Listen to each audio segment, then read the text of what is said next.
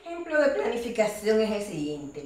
Hay una persona que hizo una meta que reza de la siguiente manera: lograr mayor oportunidades en mi área profesional a través del aprendizaje del idioma inglés para el 31 de diciembre del 2017. Cuando esta persona elaboró esta meta, enumeró también cuáles serían los beneficios que alcanzaría si alcanza dicha meta.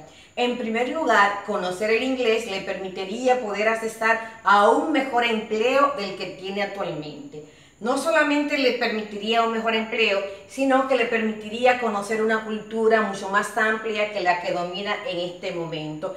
Le permitiría ampliar su cantidad de amigos internacionales y le permitiría tener un mejor conocimiento en sentido general de libros muy buenos que han sido escritos en este idioma. ¿Cuáles son los métodos que esa persona identificó para el logro de esta meta?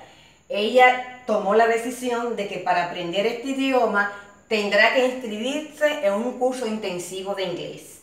Además de eso, otra manera como va a reforzar este aprendizaje es escuchando música en inglés, viendo películas en inglés y participando en el foro que el inglés sea el idioma que se utilice en dicho foro.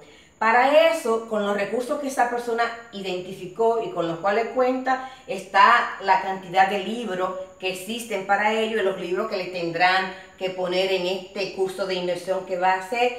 Cuenta con una computadora, cuenta también con dinero, ha determinado utilizar una cantidad específica para todo este tema de su aprendizaje y ha tomado la decisión de por lo menos dedicar 10 horas semanales a esta meta. ¿Y cuáles serían los indicadores que le permitirían o las señales darse cuenta si realmente está alcanzando este objetivo? En primer momento están las calificaciones que estaría obteniendo en cada módulo. En segundo lugar está también el incremento, como va a ir aumentando su capacidad de sostener una conversación en inglés, y también está el porcentaje en el que se estaría incrementando su comprensión, tanto desde el punto de oído como de lectura de su inglés.